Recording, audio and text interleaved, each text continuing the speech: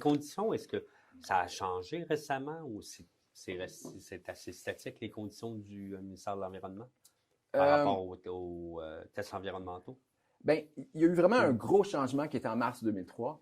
Puis ça, c'est parce que ça a amené, entre autres, le pouvoir d'ordonnance du ministère de l'Environnement. Donc, depuis 2003, le ministre de l'Environnement peut prendre n'importe quel terrain au Québec et dire, bien, je vous oblige à me faire fournir une étude de caractérisation, d'échantillonnage, puis c'est contaminé, je vous oblige à décontaminer le site par le pouvoir d'ordonnance.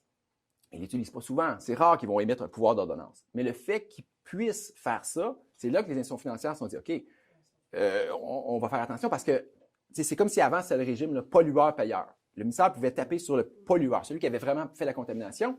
Puis on est passé de pollueur-payeur à propriétaire-payeur. Parce que si je suis propriétaire d'un terrain, je peux moi-même faire l'objet d'une ordonnance. J'ai des recours au niveau civil de poursuivre qui a réellement contaminé. Mais le fait que le ministre a le pouvoir, puis il y a une notion de gardien d'un terrain, c'est pour ça que les institutions financières ont beaucoup plus augmenté leur exigence de faire des études pour ne pas se retrouver dans une situation comme ça.